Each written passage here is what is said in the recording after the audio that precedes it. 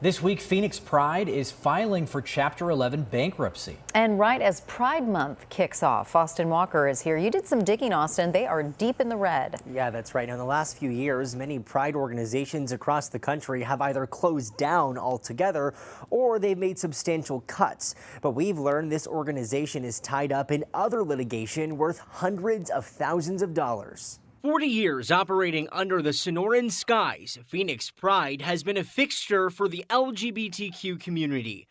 But this week, this longtime organization files for Chapter 11 bankruptcy, citing operational costs and declining sponsorships and fundraising support. With all those DEI cuts and those funding cuts, it's a trickle-down effect.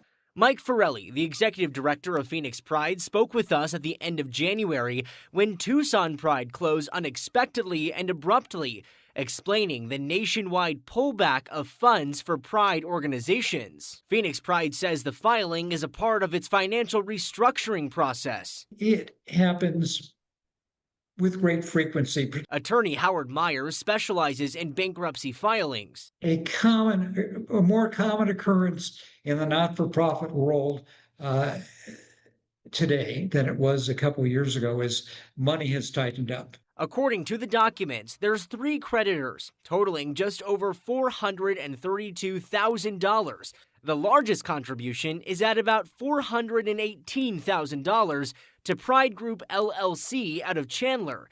And if the judge grants the bankruptcy petition, he says there's 2 ways this could go for that money owed. There's 2 tools. The first tool is to stretch out the payments over time. The second tool is to reduce the amount that is owed. We've also learned that Pride Group LLC filed a lawsuit in March against Phoenix Pride, arguing that money is owed for a breach of contract. Pride Group LLC sent us a statement saying the money has been owed since the October 2025 festival, and it went on to say Phoenix Pride continued forward producing and fully funding the March 2026 Rainbows Festival, while the October amount was still unpaid. It is automatically stayed. They're enjoined from proceeding. But Myers adds that suit is at a standstill.